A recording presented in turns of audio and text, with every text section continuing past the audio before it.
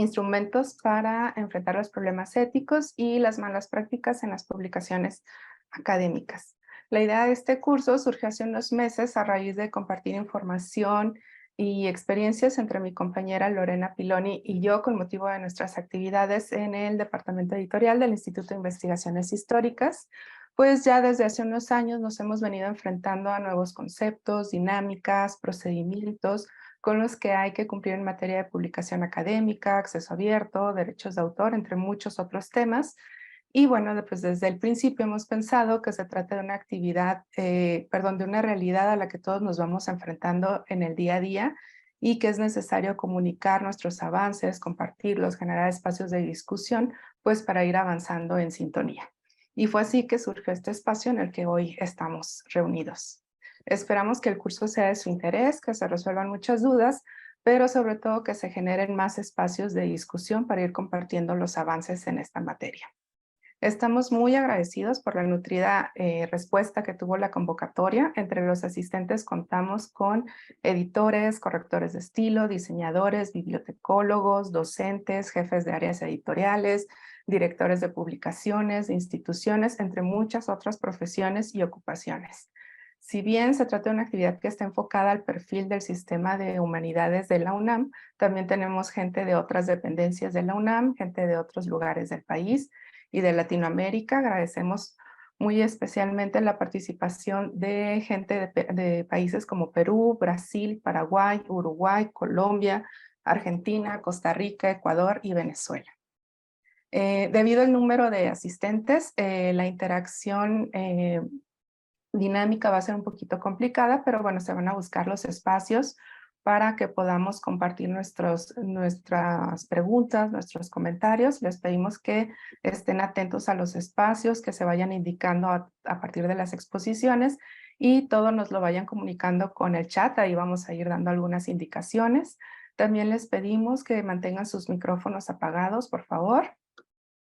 Les reiteramos que para tener una constancia es importante que asistan al 100% de las actividades con al menos un 80% de permanencia en cada una de las sesiones, que les recuerdo van a ser los jueves de mayo, son 4 sesiones, los 4 jueves nos vamos a estar viendo aquí.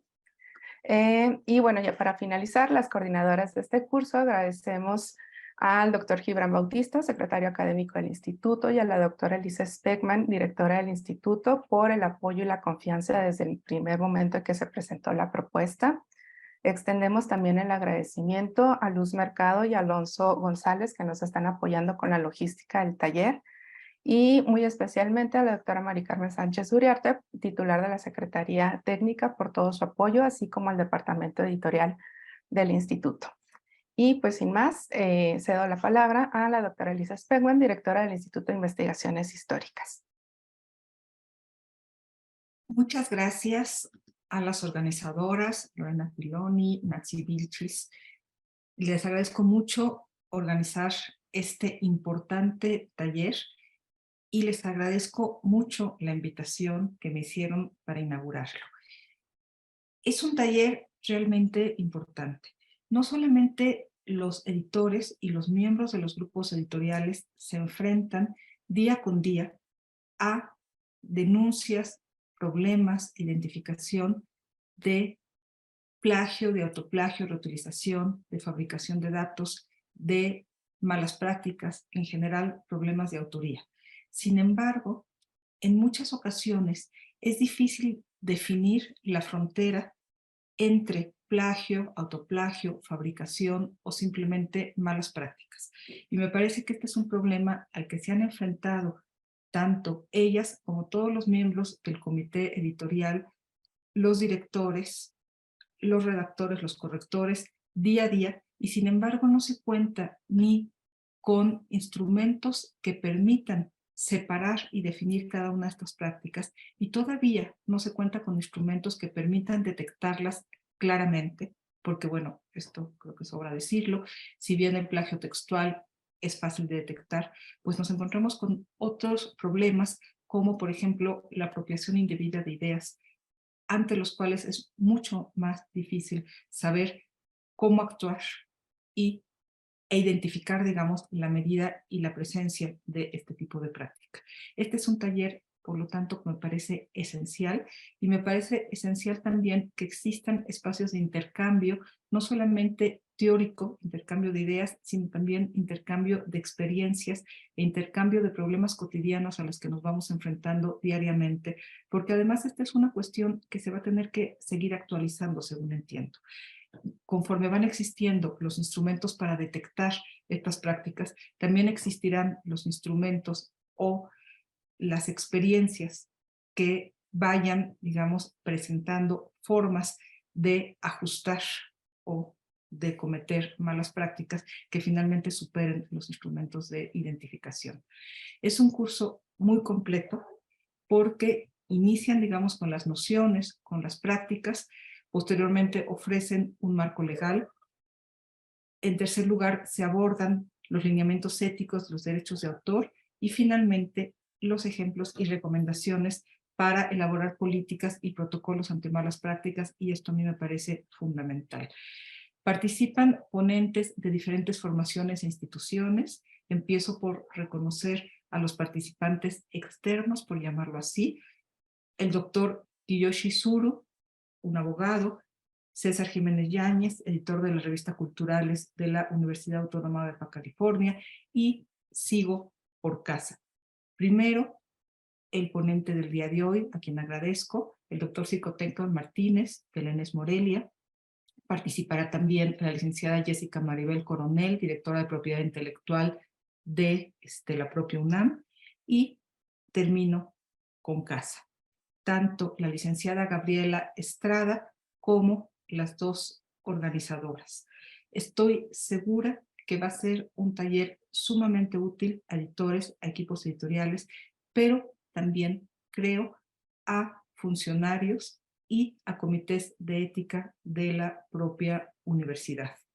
Creo que la importancia de este taller se refleja en la nutridísima respuesta que, como ya se mencionó, se impactó en diferentes países y bueno, pues lo vemos ahora con la presencia que tenemos en este primer día. Bueno, agradezco de nuevo a Lorena Pilloni, a Natsi, muchas gracias, además por la inauguración, por la presentación. Bueno, pues empiezan entonces, no les quito más tiempo, porque todos estarán ya deseosos de escuchar al primer ponente.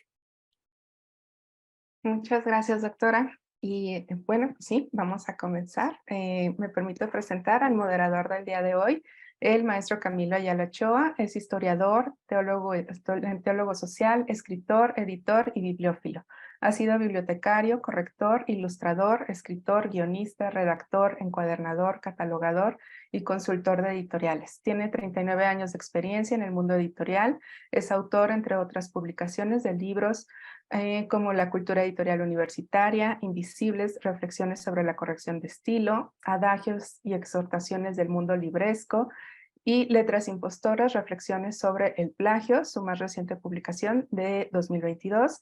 Preside el Consejo Editorial de la colección Quehacer Editorial de Ediciones del Ermitaño, es columnista del programa Interlínea Cultura Editorial y es presidente del Instituto del Libro y la Lectura. Es funcionario además de la Dirección General de Publicaciones y Fomento Editorial de la UNAM, miembro de 6 comités editoriales universitarios y es profesor de la beca Juan Grijalvo de la Cámara Nacional de la Industria Editorial Mexicana. Es además miembro de la Universidad de las Ciencias y las Artes del Libro. Muchas gracias, Camilo, y pues te cedemos la palabra. No, muchísimas gracias. Es un gusto estar entre gente del libro, entre amigos, amigas, universitarios, todos. Y pues rápidamente hay que dar la bienvenida a este curso virtual, Instrumentos para enfrentar problemas éticos y malas prácticas en las publicaciones académicas. Felicito mucho al Instituto de Investigaciones Históricas de la UNAM por organizar este evento.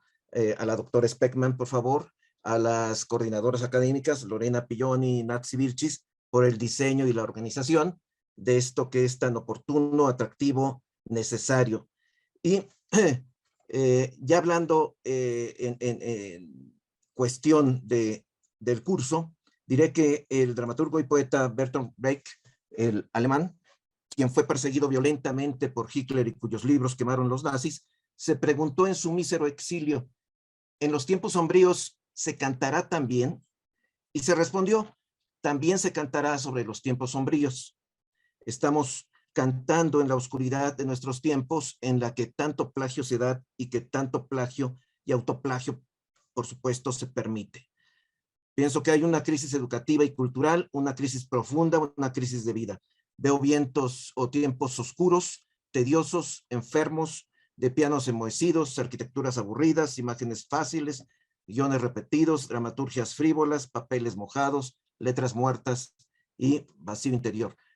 Pero más allá de la aridez intelectual, el menoscabo de la figura del autor es reflejo de una sociedad que permite el canibalismo intelectual. Pero en todo esto hay una pedagogía, hay lo que yo llamo pedagogía de lo maldito. Vamos a aprender sobre buenas y malas prácticas en la publicación y en las revisiones y aterrizaremos, por supuesto, en las directrices establecidas por el Comité de Ética de la Publicación, CODE. Y tenemos en suerte, y por suerte, al doctor Xicoténcatl Martínez Ruiz con el tema Nociones de ética en las publicaciones académicas. Xicoténcatl Martínez es editor académico, investigador y doctor en filosofía por la Universidad de Lancaster, Inglaterra, maestro en estudios de Asia con especialidad en filosofías y religiones de la India y lengua sánscrita por el Colegio de México y en filosofía por la UNAM. Ha publicado libros, artículos arbitrados, capítulos, traducciones del sánscrito al español y al inglés. Su trabajo en poética educativa ha sido reconocido por la UNESCO. Miembro de comités editoriales, comités de arbitraje y consejos editoriales, fue editor en jefe de la revista Innovación Educativa del Instituto Politécnico Nacional y coordinador editorial. Ha sido investigador y académico invitado en India, Francia, Italia y Argentina. Ha impartido conferencias en 3 continentes. Actualmente es profesor e investigador de tiempo completo en la Escuela Nacional de Estudios Superiores Morelia, de la maestría en docencia sobre la educación media superior.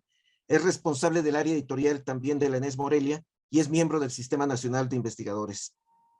Su investigación se enfoca en intersecciones entre educación y cultura de paz, interrelaciones entre procesos cognitivos, aprendizajes, estética y paz en teorías sánscritas de la India, dilemas éticos y prácticas de escritura académica actual, ética digital e infoesfera. Entonces, pues un honor, Xicoténcatl Martínez, quedas con tu grupo.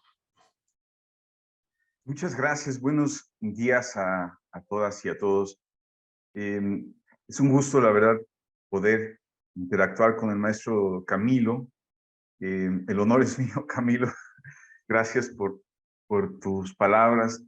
Me parece que es muy acertado la conferencia y claridad de la doctora Elisa en la introducción que ha dado. Es decir, efectivamente no es ya un tema únicamente de editores el que nos ocupa, ya no es un tema únicamente de aspectos técnicos de la edición académica, también vemos que impacta otros niveles de la gestión universitaria, científica y de comunicación. Entonces creo que ahí es importante tener un panorama mucho más amplio de lo que estamos hablando.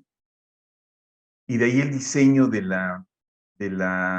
este curso, ¿no? Me pareció también muy acertado en esa manera pausada de no retacar todo en un solo día y poder tener al menos una semana de digestión de algo que en nuestros tiempos requiere, como decía Camilo, hay tiempos oscuros y son tiempos que requieren ralentizar la cantidad enorme de información que impide ver efectos muy prácticos, inmediatos de nuestro quehacer. Entonces, agradezco también a Natsi y a Lorena que han hecho este diseño y que afortunadamente ellas cierran. Van a cosechar, creo que la responsabilidad de ellas es mucha, porque van a cosechar, poder estructurar lo que van a ser las sesiones. Entonces, agradezco a todo el equipo que está detrás, a toda la difusión y al público que pues nos honró con esta convocatoria, como decía la doctora Elisa. Entonces, pues sin más, me parece que puedo empezar. Yo creo que voy a compartir una presentación.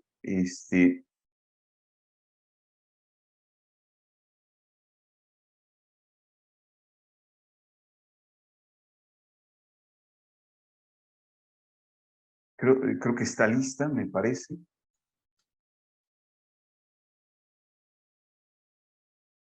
Bien. Ya se ve. Ya está. Entonces, listo. Como decía Camilo Ayala, el curso virtual de alguna manera son instrumentos para enfrentar un problema como el título me parece clave, son problemas éticos.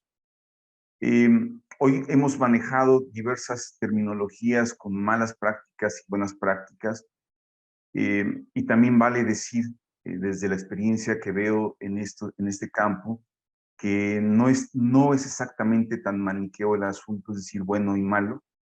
Hay una serie de matices tan dinámicos que todos los días o cada semana están mostrándonos la complejidad de esto. Y que de alguna manera esta complejidad pues impacta directamente el quehacer del editor.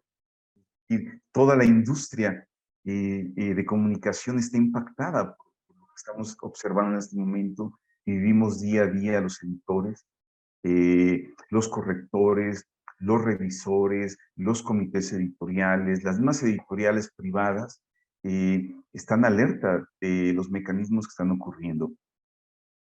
Esta sesión de las 4, digamos, propone dar una serie de, yo diría, antes que definiciones, las definiciones están ahí, siempre estarán en los mecanismos web o de manera muy claramente identificadas. Creo que es reflexión y conciencia lo que implicaría tener como un campo previo para poder entender una definición en este escenario. Entonces, la sesión de hoy fundamentalmente son las nociones de ética en las publicaciones académicas. Esta es la visión panorámica de la sesión del día de hoy. Es decir, transitaremos por las nociones de ética, y reitero la palabra ética. Entonces, estamos hablando de un tema que tiene que ver con la práctica, con la manera de interactuar, tiene que ver con la conciencia de nuestro quehacer, tiene que ver con nuestros criterios morales, tiene que ver con los filtros morales, tiene que ver con el impacto que tenemos en este momento en lo que podríamos llamar conciencia ética, en medio de escenarios que todavía ni siquiera visualizamos de manera inmediata dónde más tenemos que ponerle criterios éticos. Entonces, esa es la visión panorámica de la sesión. Transitaremos por la ubicación de un grupo de malas prácticas o prácticas no deseables. También podríamos llamarle psicología. Vale la pena decir que, aunque en estos días, en estos meses, han sido muy recurrente el tema del plagio, no es la única práctica indeseable que hay en la publicación académica. Hay diversas. El plagio es una de varias. Y esa que es una de varias, que es compleja, también nos permite ver la complejidad de las otras malas prácticas. Es decir, no hay que ver de manera reductivista que es el único tema. Entonces, la tipología nos va a ayudar un poco a identificar algo que la doctora Speckman decía con una manera muy precisa, que es las fronteras. De esto que voy a presentar en esta sesión, las fronteras están a veces disolviéndose. Hay redefiniciones continuas, por lo cual la postura de esta sesión es que el filtro moral y los criterios éticos de un editor y de toda la gente que interviene en los procesos de gestión debe estar afinada para poder detectar dónde decidir. Repito nuevamente, no hay recetas inamovibles, no hay instrucciones para esto de una manera inamovible, están en dinamismo. Entonces, Transitaremos primeramente por la pregunta de cómo se agudizó estos temas de la ética en las publicaciones académicas en nuestro tiempo. Daré un postulado inicial crítico que me parece crucial en esto. No es una cuestión únicamente de definiciones, ni de conceptos, ni de repetición de conceptos.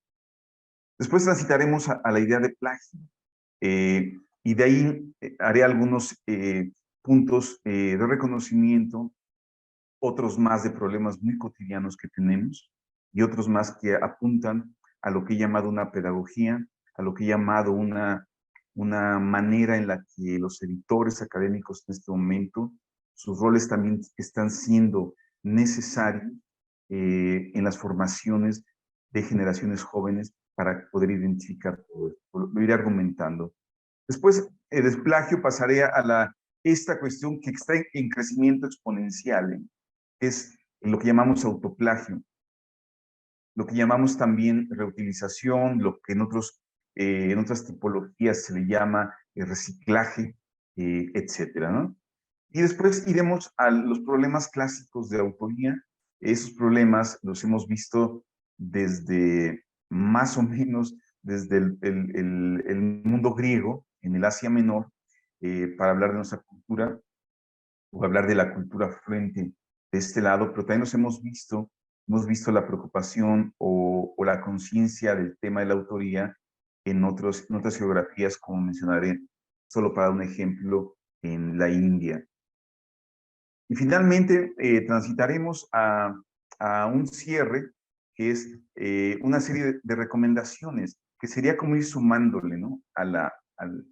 Cada sesión dará esto para tener una sumatoria de sugerencias, no únicamente el escenario pues deprimente que a veces enfrentamos, sino que hay esperanza, ¿no? Entonces, muy importante dar alicientes de que estamos ante retos que nos están causando un entusiasmo por entender la complejidad humana en el pensamiento, en el habla, en la escritura. Es decir, hay un elemento de intensa pasión en entender esto. No es únicamente una cuestión de depresión o de el final de los tiempos, ¿no? Pero iré acompañando también, más que dejar hasta el final la propuesta de COP del Comité de Ética de la Publicación, eh, para no dejarlo como que entonces viene la parte así, está bien, ¿no? Iré dosificando en cada uno de los puntos qué recomendaciones hemos visto como editores de maneras muy prácticas para atender problemas y cómo identificarlos. Estamos en un momento en el que la identificación de temas éticos en la publicación es clave. Es decir, depende mucho de nosotros. Gracias a estos espacios podemos platicarlos, gracias a reflexiones, a interacciones de este tipo, pero no siempre ocurre el atino de este tipo de iniciativas como las que tiene en este momento el Instituto de Investigaciones Históricas de la UNAM. Bien, entonces vamos, ese es el panorama para ver cómo transitamos. Me voy a la idea de preguntar por qué esto es un problema de nuestro tiempo, por qué, aunque esto no es nuevo, las malas prácticas ubicamos cuestionamientos de plagio posiblemente o de malas prácticas en la publicación, es algo que ha estado presente en nuestra historia, en la historia humana, pero solamente que tenemos algunos elementos que nos han hecho que la combinación de elementos nos lleve a considerar esto de otra forma. Es necesario considerar el contexto digital. El contexto digital ha impactado fuertemente las maneras en que estamos moviendo un producto de publicación. Ha impactado fuertemente la manera en que los tiempos se reducen. Los autores, por ejemplo, algunos sabrán que les puedo escribir en máquina, en las Olivetti o a mano y luego pasar a Olivetti, o cualquier tipo de máquina de escribir. Y entonces veíamos los tiempos, había procesos de tiempo. El mundo digital trae grandes ventajas, pero también trae impactos importantes en la manera del pensamiento, en la manera de la escritura, en la manera de comunicar. La exigencia del tiempo, creo, es una de las características de por qué este es un problema de nuestro tiempo. Es decir, no es redundante. El tiempo es clave para entender esto. Es decir, se acortaron fronteras, se acortaron procesos, se busca acelerar todo y ese proceso de acelerar no siempre va a traer los mejores resultados.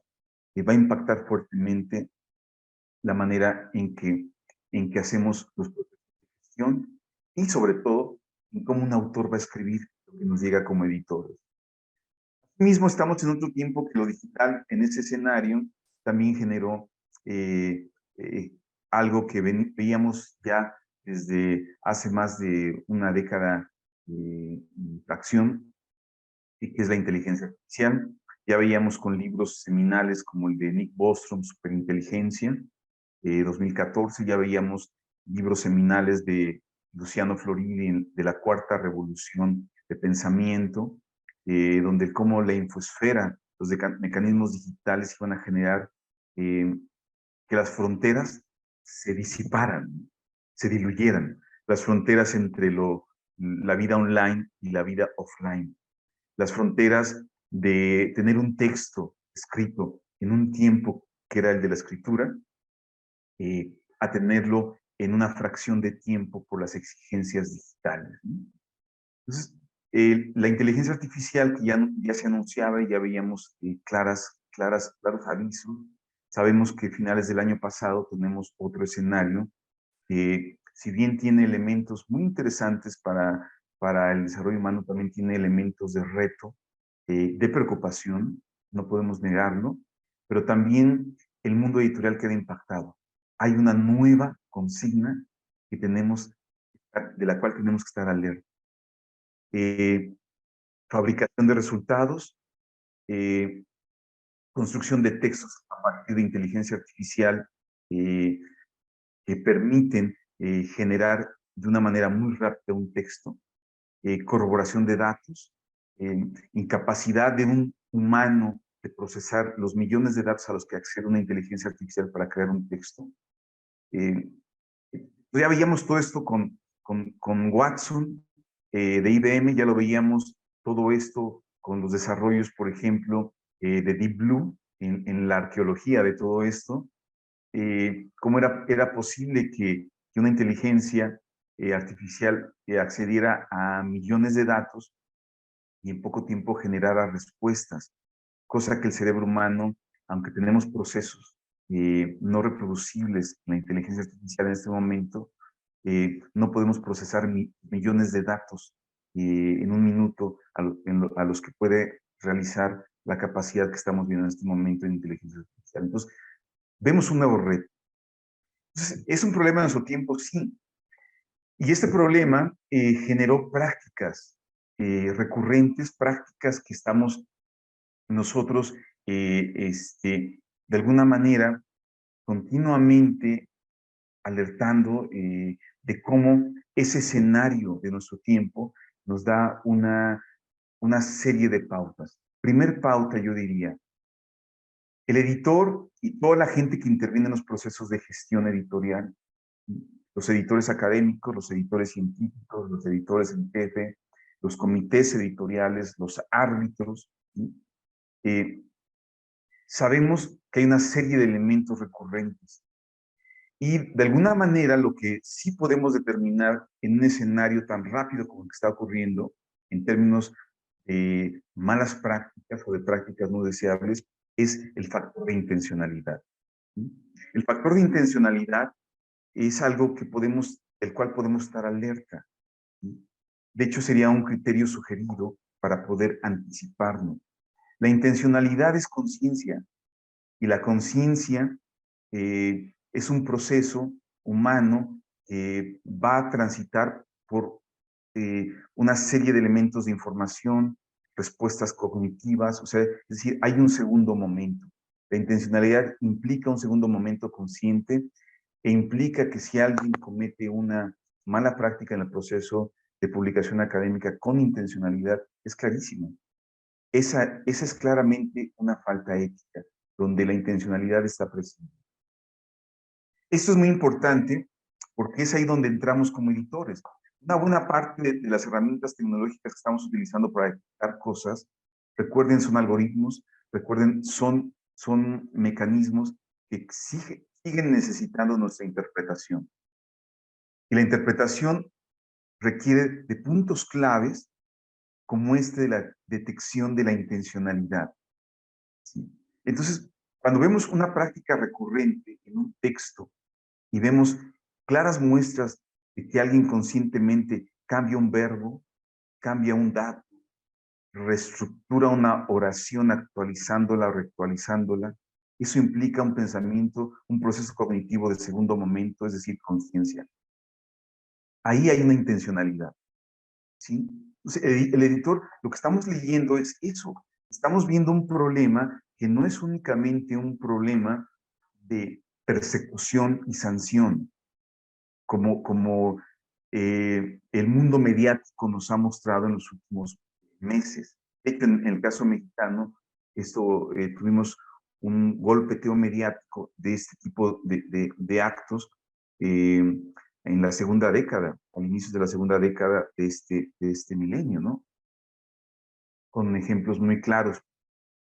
Entonces, lo que quiero decir es que es un problema mucho más complejo que sancionar, que etiquetar y que descalificar. ¿Por qué? Porque es un proceso, es una propuesta que hago, que he trabajado durante ya un tiempo, intentar entender esto. Cada época en la historia tiene un proceso de pensamiento y escritura que define cada momento, ¿sí? Incluso los mecanismos de escritura, los mecanismos de ordenamiento de cómo armamos nuestros libros, cómo se arma un papiro, cómo se armaba un manuscrito en la India, cómo se conservan textos budistas en la biblioteca, en la Universidad Nalanda, en el budismo, o en las bibliotecas de la Ruta de la Seda, qué estructura tenían, cómo estaban clasificadas, quién las escribía. Lo mismo vimos en los scriptorums de la Edad Media, las secciones de los monasterios, la reproducción. Lo vimos también en los estudios que tenemos de los 3 códices mayas conservados. El Dresde es un gran ejemplo, cómo se estructura el libro, el pensamiento, cómo la escritura está estructurada, nos está dando cuenta de nuestro tiempo, nos está dando cuenta de la manera en que pensamos. El tema que estamos viviendo en este momento de ética en las publicaciones académicas, creo, es una serie de ingredientes. Digo creo, con la implicación que eso significa, es una serie de ingredientes. Pero he constatado, por evidencia de investigación, que esos ingredientes podemos claramente identificarlos y decir que el pensamiento está afectado y la escritura es un reflejo de la manera en que un autor va a presentar, con las exigencias de nuestro tiempo, va a presentar un producto que el editor va a leer como un producto académico. Ese producto académico, lo que tenemos es que el editor lo va a leer de una forma y el editor va a tener que, está lidiando, está siendo el receptor de una serie de efectos de afectación de los procesos de escritura. Si un estudiante aprende los mecanismos para ahorrarse los pesares de escribir una tesis bien, o los pesares de un ensayo a final de curso, y entonces se va por los caminos cortos, cada vez más conocidos por un estudiante. Tenemos evidencia, por ejemplo, de los mapeos en Estados Unidos, la gran preocupación de las universidades de mayor prestigio por lo que se destapó con ubicar grandes problemas de contratación de escritura, de plagio, y que los docentes de grandes universidades de prestigio no detectaron, y que son generaciones que salieron habiendo hecho trampa, plagiando, pero que el prestigio de las universidades no podía ponerse en tela de juicio. Entonces, lo que estamos viendo es que un estudiante está reflejando su tiempo. Los editores estamos viendo esto de una manera muy acelerada. un editor académico es en este momento como un cruce de caminos. Tiene varios sentidos que están llegando en esta aceleración en el proceso de publicación. Entonces quiero decir que es un tema también de pensamiento y escritura.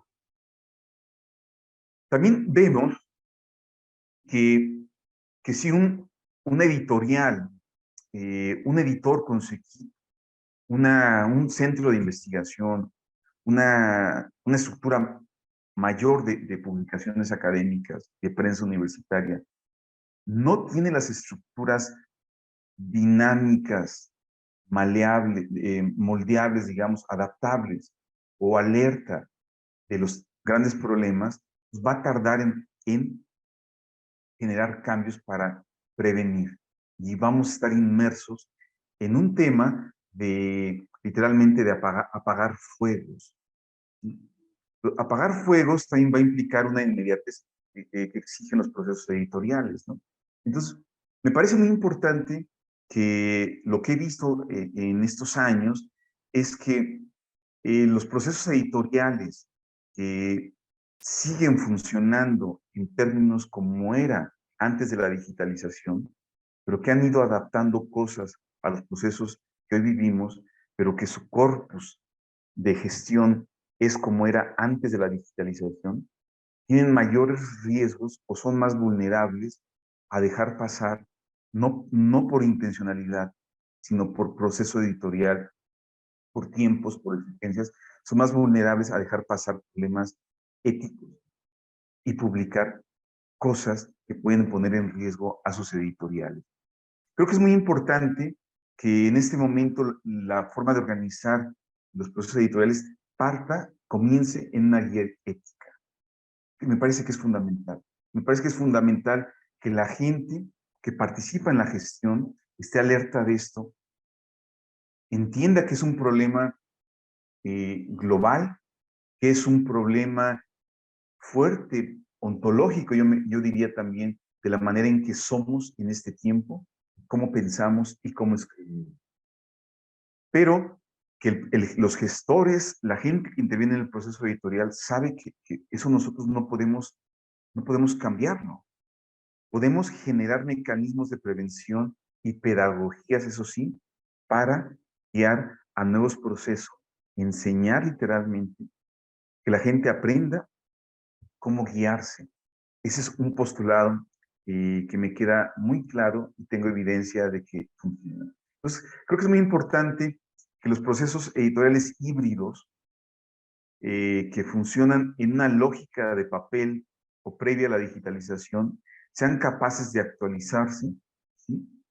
Y estar alertas de estos procesos partiendo de una guía ética, porque los retos están pidiendo esto en este momento. En un escenario como este, únicamente podemos hacer sugerencias. Cuidado a los 191 personas que están conectadas, yo diría que no podemos establecer recetas inamovibles, ¿sí? Únicamente podemos hacer sugerencias y tener criterios base para decidir. Entonces, las acciones sugeridas a un problema de nuestro tiempo, un problema ético, es, yo diría, enfocarse o pensar en las causas. No únicamente trabajar en la inmediatez, en la resolución y en apagar fuego. Las editoriales, sabemos todo el trabajo que tenemos, ¿sí? Nos rebasa, un trabajo que a veces, como todos sabemos, no se reconoce del todo, no se ve, pero toda la gente que interviene en crear un libro, en procesarlo, en gestionar, en los registros, todo ese es un trabajo, horas contabilizadas, que podemos pensar que son enormes inversiones de tiempo y dinero. Entonces, aún en ese escenario, las editoriales tienen que pensar en generar estrategias que les permitan tener mecanismos y criterios de enfrentar esos problemas a corto y mediano plazo, no únicamente trabajar de inmediato. Entonces, ¿por qué? Porque las causas, uno puede tener una ubicación directa en causa, es decir, en cómo un autor escribe, Pues la recomendación sería, a los casos que nos llegan con problemas éticos fuertes, de todos los que veremos, todos los que hay, es evitar procesar eso ya. Es decir, enviar responsabilidades a los autores con ciertas guías éticas para que ellos y ellas procesen nuevamente su texto, sus trabajos, ¿sí? Hagan la inversión de tiempo y la conciencia de lo que están enviando, ¿sí? Un proceso metacognitivo que yo llamaría, provocado por el editor, el proceso de gestión, y que los autores y autoras vayan educándose en entregar textos donde ya hay una serie de soluciones hechas que realmente les toca. Entonces, esas causas, o sea, podemos enfocarnos en causas con ciertas guías éticas, ¿sí? Y generar estrategias, repito nuevamente, a corto y mediano plazo. Yo creo también muy importante, y lo veo por experiencia, pienso que debemos tener un enfoque en prevención.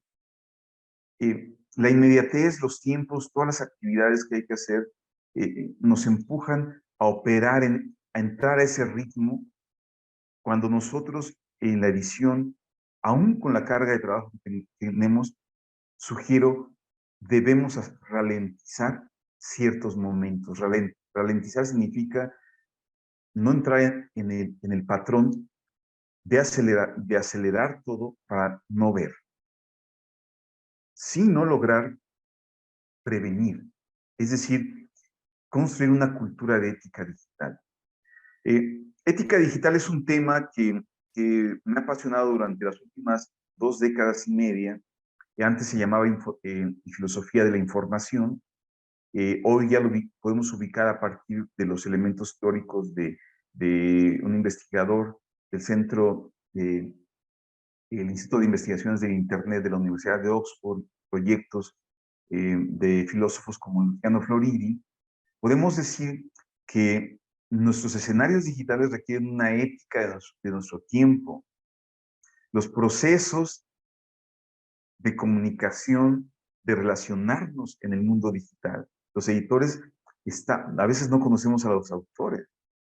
Estamos relacionándonos por procesos digitales con ellas. Entonces, esto requiere una ética adecuada a lo que está ocurriendo. Una ética de nuestro tiempo, una ética digital, donde el comportamiento se exige que la persona, en este caso el editor y su equipo, las editoras, los editores y sus equipos, ¿sí?, logren observar y ser conscientes de los procesos donde mayores faltas éticas tenemos y proponer, generar guías. Entonces, creo que es muy importante que cada editorial, cada persona que representa aquí alguna editorial, alguna parte del proceso, piense también en términos de cultura, en términos de prevención, no únicamente de resolver, de apagar fuegos inmediatos. Eso nos deja desprotegidos y nos pone en otro escenario muy desfavorable. No podemos transmitir, sistematizar la experiencia de enfrentar estos retos a las siguientes generaciones. Tenemos que pensar que la inmediatez que está ocurriendo impide procesar mecanismos didácticos para poder educar en mejores prácticas de escritura académica a las generaciones que vienen. También creo que es muy importante, como sugerencia, profesionalizar las evidencias, los datos. La UNAM es un ejemplo en profesionalización de actores de proceso editorial y creo en una serie de elementos en los que me baso. La profesionalización de los procesos digitales y de las personas que intervienen en los procesos digitales permite mostrar con mayor claridad el potencial pedagógico del editor para atender problemas éticos que no únicamente son problemas de la gestión editorial, sino que son problemas de cómo educamos a nuestros jóvenes, a nuestros investigadores jóvenes, de cómo se educa la gente en comunicar, en escribir, en publicar. Creo que el potencial pedagógico parte de una sistematización, ordenamiento y profesionalización. Vamos, ese es el escenario de reflexión. Vamos a las prácticas, vamos a la primera que ubicamos como una de las malas prácticas. Este tema que podemos poner entre signos de interrogación, ¿sí? No todo lo que brilla es oro, no todos los porcentajes altos son plagio, ¿sí? Tenemos que estar muy alerta, ¿sí? Hay algo que me fascina de la portada del libro que está ahí, es de la lectura que envié como sugerencia, y que es, trabajemos una cultura de prevención. Fue un proyecto de la Universidad de las Américas en Puebla, donde el punto y el enfoque estaba más que un enfoque punitivo del plagio, ¿sí? Persecutorio, descalificador. Pensemos también en formar a las personas, formar a los actores del proceso editorial, darle las herramientas adecuadas y poder compartir entre comunidad de editores, editoras, experiencias para poder atender esto. Las definiciones, todo mundo al llegar aquí tiene ya una serie de visitas a las definiciones de qué es el plagio. Entonces, no voy a ser redundante. Sin embargo, sí voy a subrayar algo muy interesante que tiene que ver con esta línea que quiero marcar de pensamiento, de escritura, de un problema ontológico. La forma en que estamos concibiendo el plagio es un problema del ser humano del siglo XXI en medio de mecanismos de inteligencia artificial, procesos de infosfera y digitales. Entonces, únicamente recurro a la parte etimológica en la RAE, y es algo que no siempre está en las definiciones de plagio, ¿no? Que es precisamente la definición del latín de plagium. Es decir, era la acción de robar esclavos, robar esclavos. O sea, es o convertir a alguien, un hombre libre, convertirlo en robarlo para convertirlo en esclavo. Entonces, es un tema fuertemente ético. Pensemos lo que le pasa, por ejemplo, a Platón cuando es vendido por el tirano de Siracusa, pero finalmente recobra su libertad, ¿no? Es vendido como esclavo y finalmente recobra su libertad. O sea, un hombre libre, algo que defiende la libertad de los valores, las virtudes, la arete, de pronto es tomado, arrancado y manipulado para que pierda su libertad, es decir, se le roba. ¿No? Entonces, en ese sentido, la idea del plagio tiene esto en su raíz. O sea, tiene una forma donde estamos viendo que ciertos patrones de plagio están siendo muy recurrentes por el elemento de la presión en publicar, la presión en tener un bono, la presión de todo el sistema de publicación académica por tener un extra. Y eso de alguna manera es vender, ¿sí? O sea, uno puede generar conocimiento de su investigación, lo sabemos todos los que estamos aquí, y tenemos compromisos con la sociedad en la que estamos en el campo de conocimiento. Nos construimos desde los postulados de nuestra comunidad epistémica de referencia con elementos éticos, por lo cual el dinero no tiene que ser la guía de publicación. Sin embargo, lo vemos procesos, sistemas que aceleran el fomento, el ocultar el proceso de plagio en este momento. Entonces, sería algo doblemente siguiendo esta idea del mundo romano y siguiendo, por ejemplo, también el griego, plagios, que es lo que se refiere a algo engañoso, algo que se oculta, algo que lleva trampa oculta, ¿no? Y es precisamente lo que estamos viendo, solo que lo vemos de una manera muy sofisticada. Estamos viendo empresas completas que están ofertando mecanismos para ocultar el plagio de un escritor. Estamos viendo software, estamos viendo diseño de algoritmos que desbaratan las coincidencias. Estamos viendo estudiantes que ya ubican qué nivel de coincidencias podría tener algún capítulo de la tesis. O estamos viendo algún a alguna persona que sabe lo que está haciendo, tiene conciencia e intencionalidad y utiliza mecanismos sofisticados tecnológicos para desbaratar, ocultar y que nada se vea. ¿Sí? Vemos software avanzado, vemos software Science Generator avanzó, vemos mecanismos de software que incrustan texto y generan nuevo texto. Entonces lo que estamos viendo es literalmente ese mecanismo de plagium y del plagios griego. ¿Sí? Se está, para tapar algo engañoso, se hace con conciencia.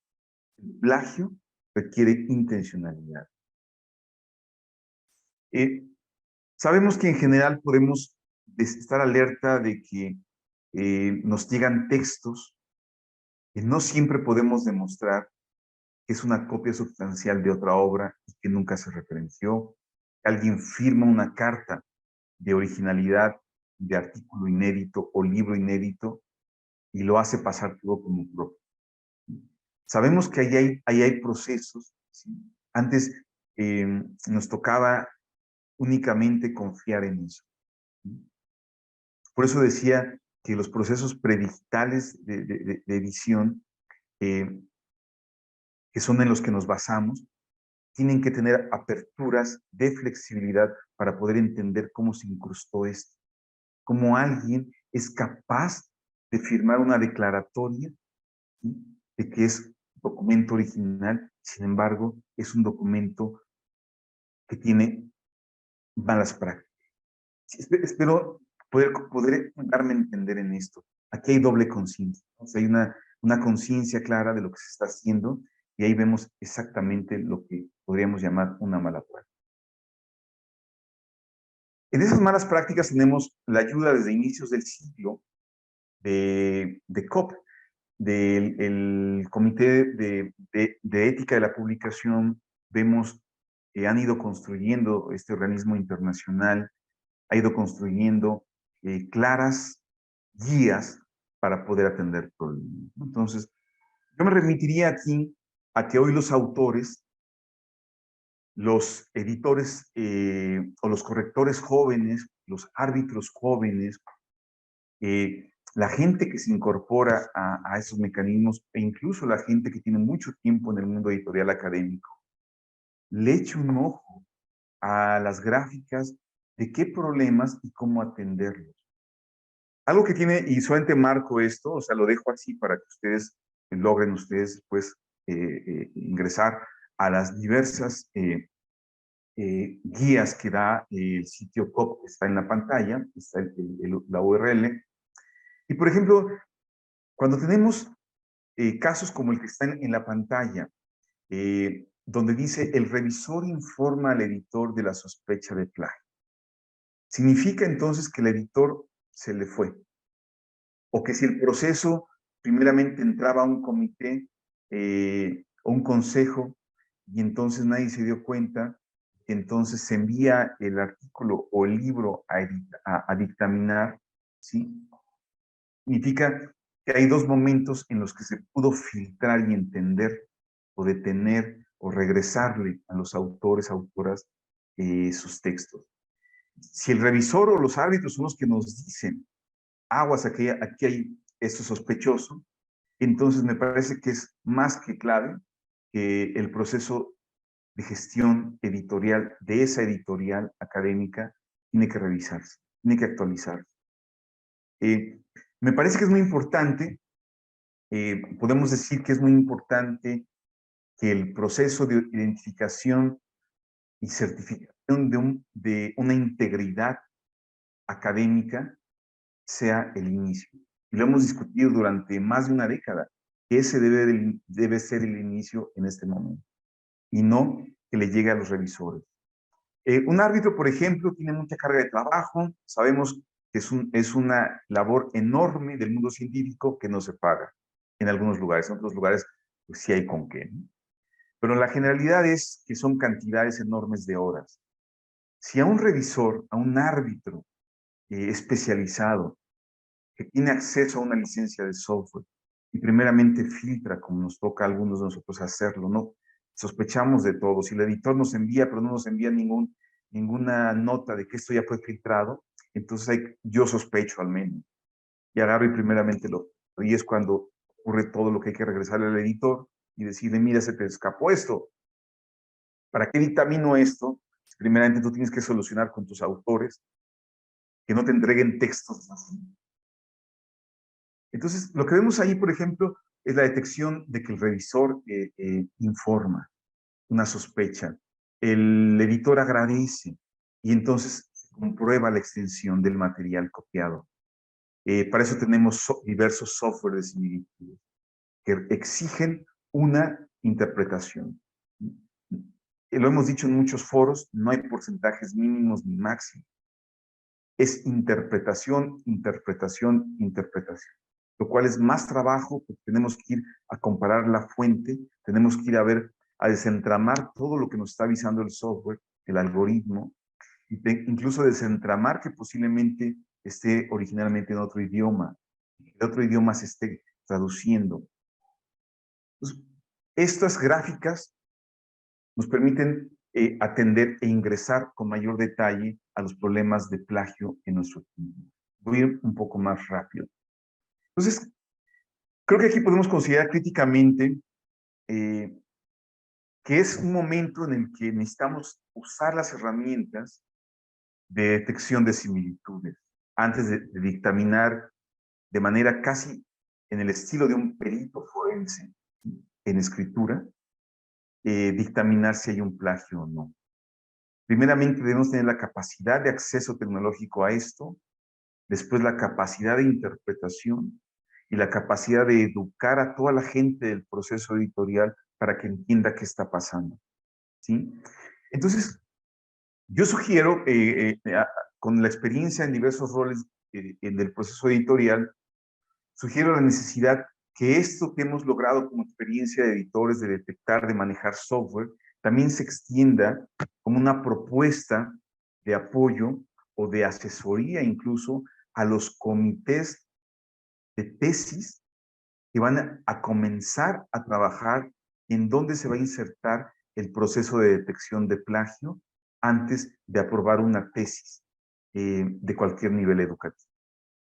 Creo que aquí es donde también el rol del editor, por su experiencia, el rol del editor académico, del editor científico, puede contribuir a que los demás procesos que están educando a la gente y que están también siendo responsables de que nos lleguen materiales para ser publicados, para ser evaluados, con grandes problemas de malas prácticas, creo que también es el momento de poder ir uniendo cabos en la maquinaria que escapa ya del proceso nada más de gestión, pero que nosotros, los editores, pueden contribuir a sugerir, señalar técnicamente, dar claves muy específicas a funcionarios, a coordinadores de carrera, a gente que está aceptando los procesos de tesis, que ahí es un momento también de detectar y poder educar y construir esa cultura de integridad académica que mencioné al inicio. Entonces, son cosas que considero críticamente. También es muy importante estar alertas de que no todo es plagio y de que uno debe tener cuidado con la manera en que divulga los porcentajes de un software de similitudes a un público, a un autor, digo, a una serie de personas. Parte de lo que da COP, lo que mencioné, el Comité de Publicación de Ética de la Publicación, es que incluso hay una parte del flujo de respuesta que uno puede, si es un plagio, uno tiene la posibilidad de comunicar a la institución. Yo en algún momento lo hice hace años cuando trabajaba en el Politécnico, porque era un plagio brutal y aparte era una forma en que autores españoles y a una autora colombiana prácticamente estaban burlando, ¿no? O sea, de la respuesta de detección de malas prácticas en su artículo. Y de que de esa manera, si alguien con conciencia y con esa, que está frente a un grupo, a grupos de estudiantes formando gentes, y aparte de cometer una mala práctica, busca brincar chapuceramente de que no le sancionen en nada y además burlarse ¿sí? De que sea un tema importante. Creo que también son pistas que nos da todo esto para tener incluso la posibilidad de hacer una sugerencia con mucho cuidado, con un parámetro legal muy cuidadoso a las instituciones o grupos de investigación donde están autores recurrentes en malas prácticas. ¿Sí? Entonces, las coincidencias también nos van a indicar un gran problema que también es al que quiero llegar. Muchas de las malas prácticas no son esencialmente ya pie juntillas malas prácticas. Muchas tienen que ver con confusión de procesos de declaratoria y comprensión de los sistemas de referencia. Muchas tienen que ver con deficiencias de programas, tanto de licenciatura como posgrado, o los mismos investigadores, en el uso y manejo y actualización de los sistemas de referencia. En gran parte la investigación que realicé en el Politécnico y en otras instituciones donde he hecho muestreos de cuáles son las causas de lo que llamaríamos a primera vista plagiarios, vemos que no es tal, que es desconocimiento y es realmente un desconocimiento y confusión de cómo hacerlo, de cómo citar, cómo referenciar, cómo decir que esto no es mío y decirles que es un tema ético. Pues a veces vemos coincidencias que deben tener el tratamiento del experto, del editor. Y la sugerencia, obviamente, usar herramientas tecnológicas de detección. Finalmente, en este bloque me gustaría decir que el editor y las editoras, los editores, los procesos editoriales tienen que estar alerta de la categoría intencionalidad y deben estar alerta de la construcción de una conciencia ética que interviene y cómo se le comunica a los autores, ¿no? Sabemos, por ejemplo, como arrojan los software, que tenemos porcentajes y que tenemos que ir a revisar, que tenemos que interpretar, que hoy nos marcan las casillas de algunos software, nos marcan ya la casilla como está en pantalla del bloque de inteligencia artificial. Si la licencia que se contrata paga ya la detección de inteligencia artificial, especialmente texto generado, que tiene patrones específicos, entonces el mismo software nos va a dar pistas para atenderlo. Al mismo tiempo, los software nos van a ayudar de alguna manera a detectar toda esa cantidad de prácticas, de malas prácticas, yo diría de dobles malas prácticas con toda la conciencia y la intencionalidad, que es cuando la gente introduce texto blanco para que el software no detecte, cuando incluye texto oculto, cuando maneja textos que a primera vista no se ven, pero que están haciendo que el algoritmo del software, la detección del software de similitudes, no lo considere en los porcentajes, sino que no lo lea. Entonces vemos ya ejemplos que nos llegan donde autores, autoras ya están incorporando mecanismos para intentar burlar el software. Entonces, estamos ante eso, por eso decía que es un dinamismo. La segunda mala práctica que estructura este curso en esta primera sesión es la del autoplagio. Y aquí creo que puedo decir que es una práctica que ha ido en crecimiento. Cada vez es más lo que estamos viendo. Cada vez nos colapsa detenernos de procesos de un libro que estamos apenas editando, o un capítulo o un artículo, ¿sí? Cuando vemos que partes de esto ya están publicadas, tenemos que entrarle a ver las fechas de aceptación y publicación.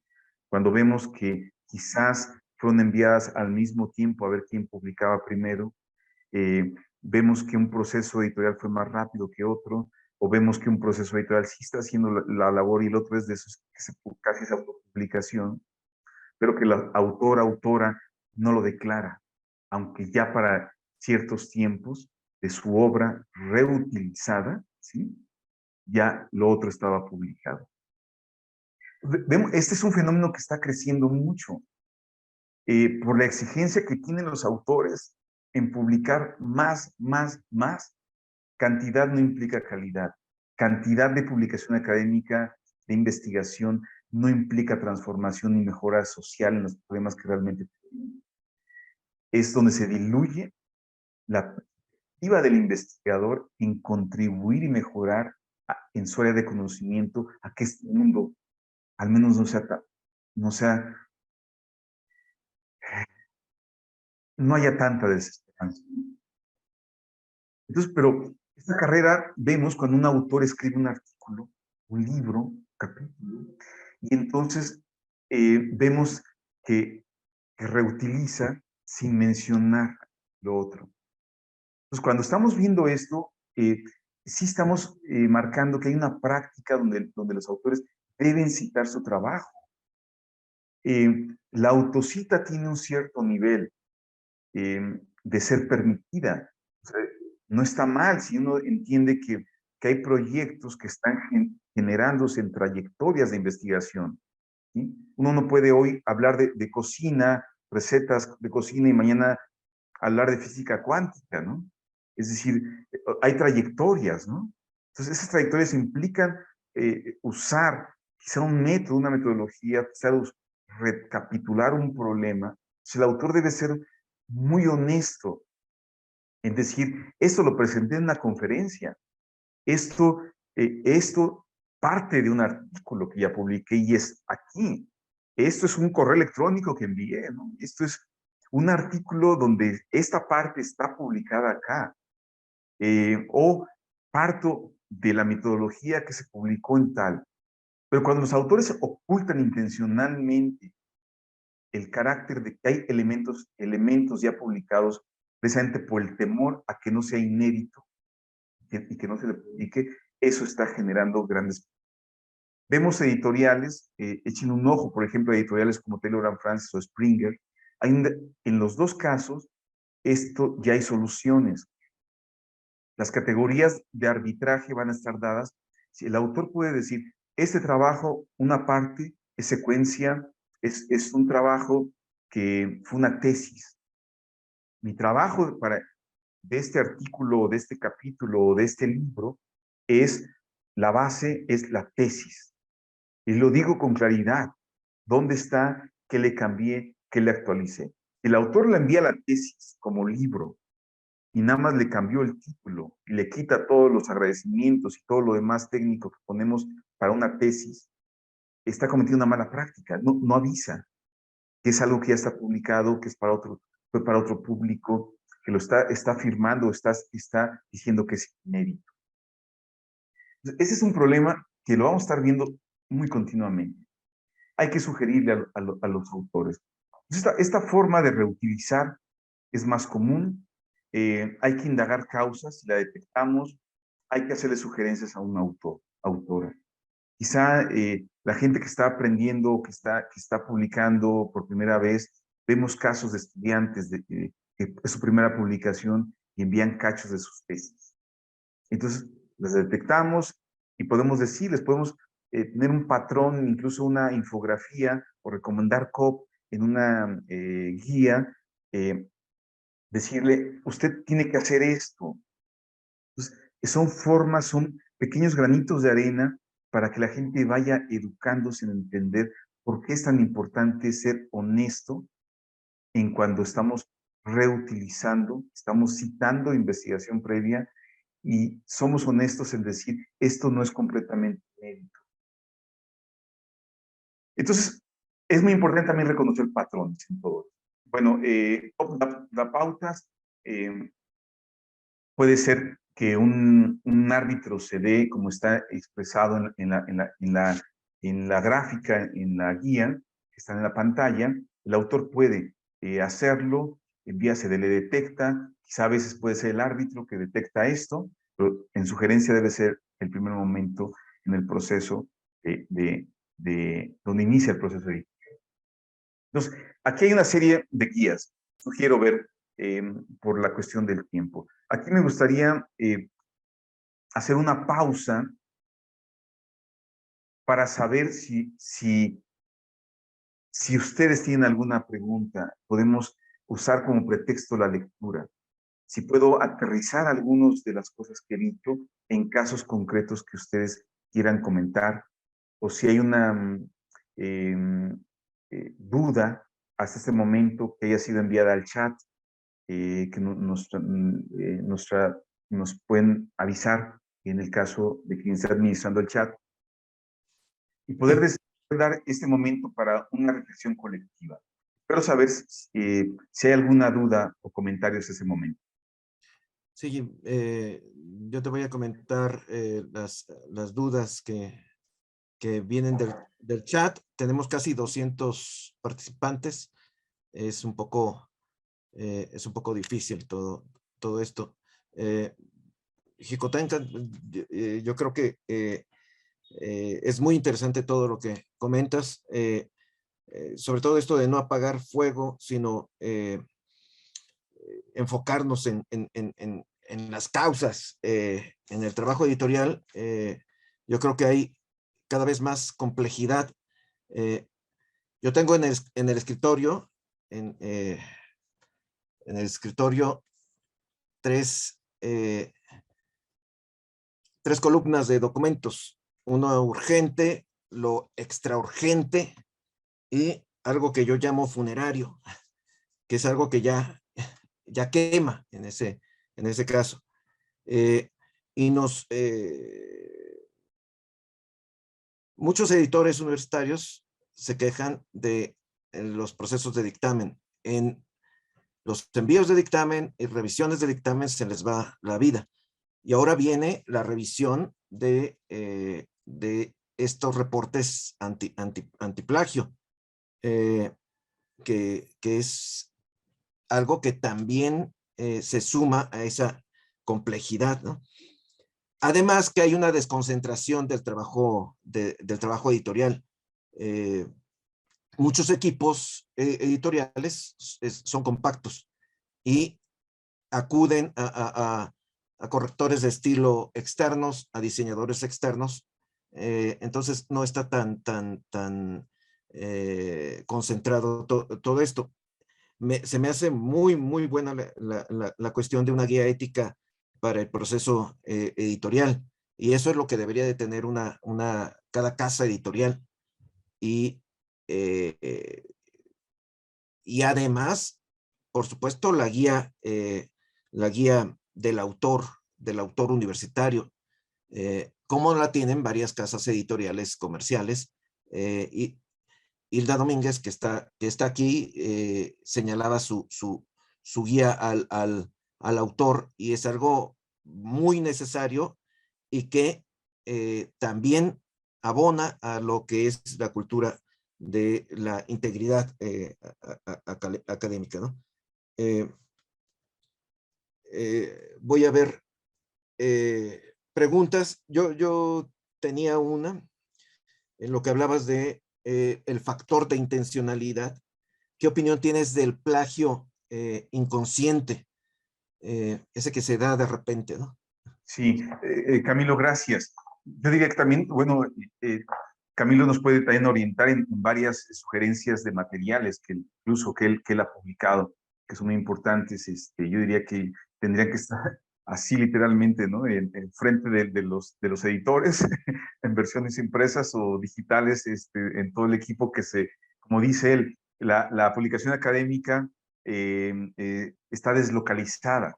Es cuando hablamos de cadenas de producción, pensemos que la cadena de producción editorial está deslocalizada porque está un proceso aquí, otro proceso allá, otro proceso allá. Entonces, ahí valdría la pena que cada persona que aunque esté sea contratada, tenga esa guía de las que Camilo ha trabajado y ha publicado. Bueno, lo de la intencionalidad, sí, me parece que esa es una de las claves.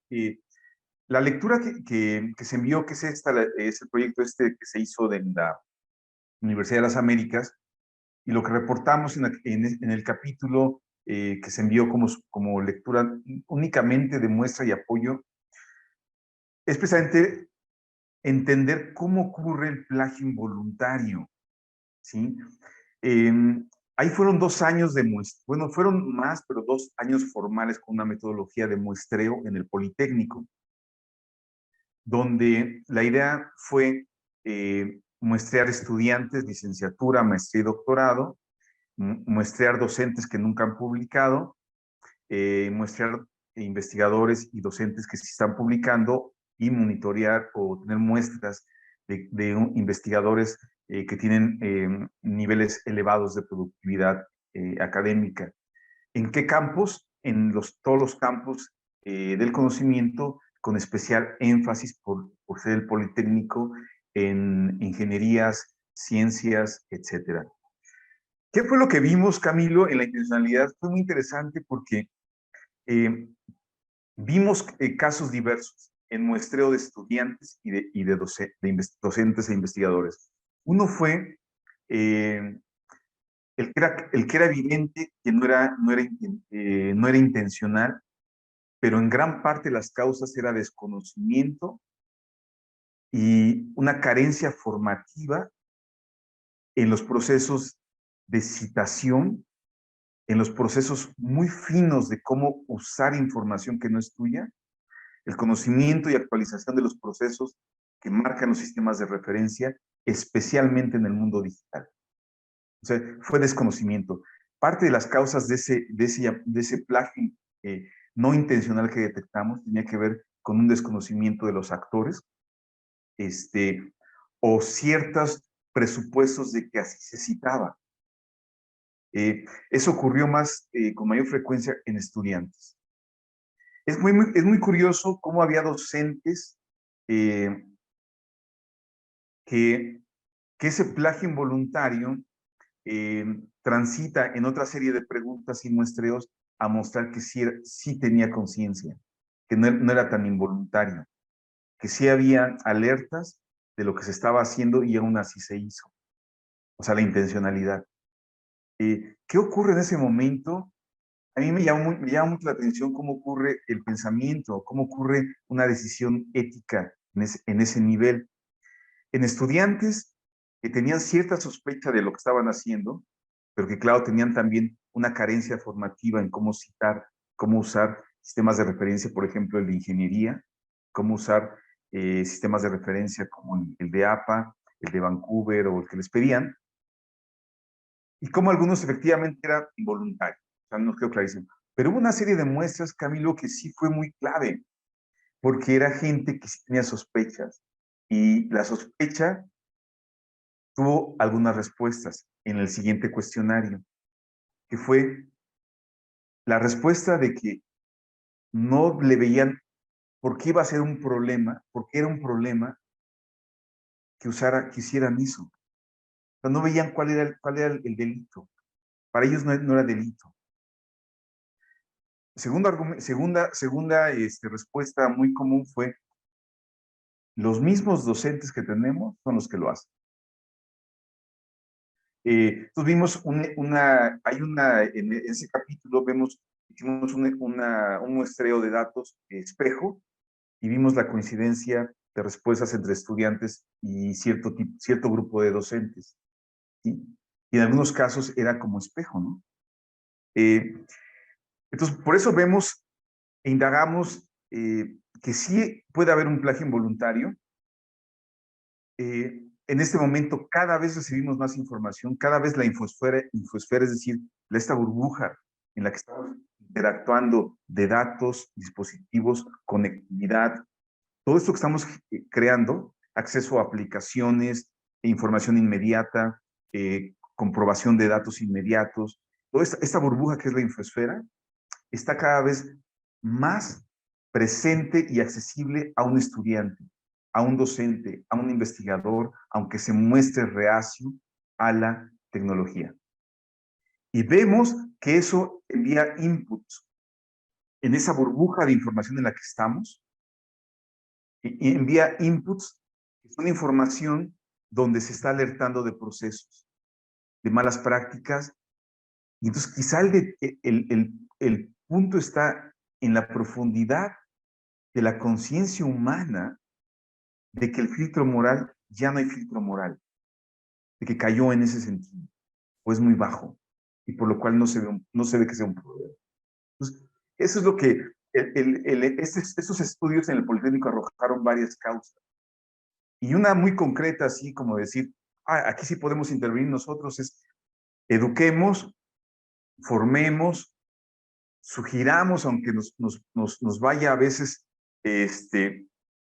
mal, nos bateen, hay que sugerir a coordinadores de carrera, coordinadores de posgrado, a secretarías académicas, según la estructura de cada universidad, facultad, etcétera, sugerir, ¿sí?, que en algún punto de los procesos de formación a los estudiantes, sin importar qué área de conocimiento, tengan contenidos donde se acceda a cómo usar sistemas de referencia actualizados en el mundo digital, cómo distinguirlos y tener un proceso de conciencia ética e integridad al inicio de las carreras, de los posgrados, al inicio, aunque la gente haya dirigido 30 tesis y diga, ya nadie me puede enseñar nada más, pues ya vimos algunos casos donde más de 100 los filtros éticos se quedaron dormidos por allá.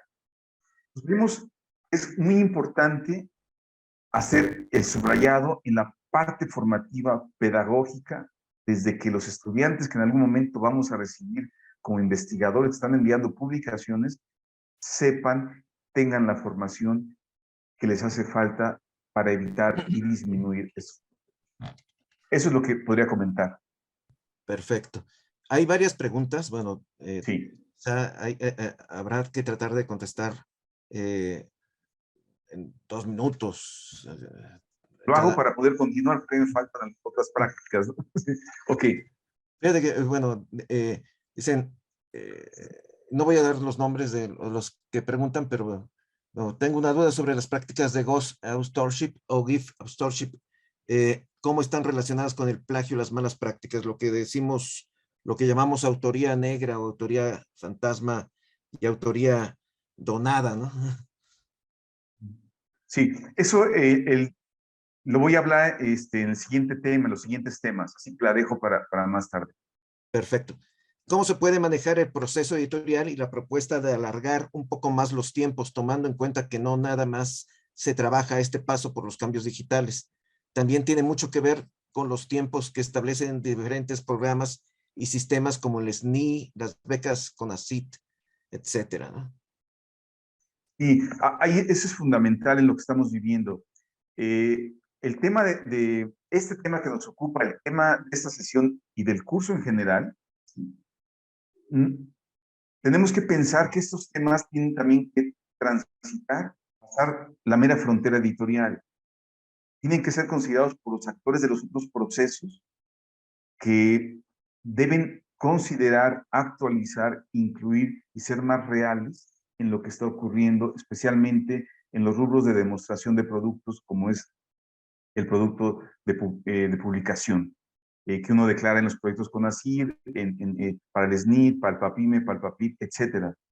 Entonces, todo esto, esos procesos también ya deberían actualizarse o considerar esto que se está discutiendo aquí. Por eso lo que decía, yo, lo que cuando la doctora Elisa mencionaba al inicio que esto había trascendido otras fronteras, me parece que eso es clave, porque no es únicamente ya del proceso editorial, es de otras instancias también.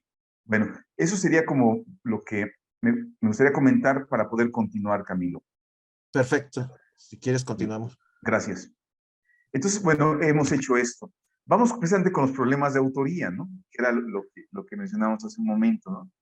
Los problemas de autoría, cada vez identificamos más variantes. Antes quizá era la típica, el típico problema de que pues un autor, un artículo de 4 investigadores, investigadoras, pues realmente había 2 colgados, ¿no? O 2 colgadas. Entonces eso lo identificamos a veces por trayectorias. Uno hoy puede utilizar herramientas, yo sugeriría utilizar Connected Papers para poder entender si hay duda en trayectoria de un autor o autora. Connected Papers nos grafica de manera inmediata el rastreo de publicación de alguien y poder entender, efectivamente, hace, no sé, 10 años, está acá, que está en un artículo de investigación en el área de ingenierías, hace años también publicó temas de educación, porque su formación primera fue, no sé, pensemos una carrera de pedagogía. Y entonces ahí podemos conectar, ¿no? Decir, ah, claro, tiene razón, por eso el apartado en este artículo de ingenierías, pero tiene elementos pedagógicos. Todo esto es tiempo. Todo esto son tareas extras que a veces no están consideradas en los flujos de gestión editorial, ¿sí? Pero que estamos enfrentando. Y cuando se nos piden cosas muy inmediatas o que hay bombardeos de tiempo, la gente, los autores tienen que entender lo que estamos viviendo como editores. Entonces, bueno, los problemas de autoría han cambiado, se han sumado. Vemos que no es un problema nuevo este. El mundo griego lo visualizó, los manuscritos griegos, ¿sí? El caso, por ejemplo, de la India también fue visualizado. En el mundo griego vemos claras muestras de cómo se refiere, por ejemplo, Platón a los filósofos previos, cómo Aristóteles hace referencias, el mismo Diógenes Laercio. Diógenes Laercio ya es un ejemplo de decir, esto no es mío, es de este filósofo. Y el tal dijo esto, el tal fragmento conservado en tal dijo esto. O sea, y hay una conciencia de decir quién fue el autor de esas ideas. En el mundo griego lo tenemos.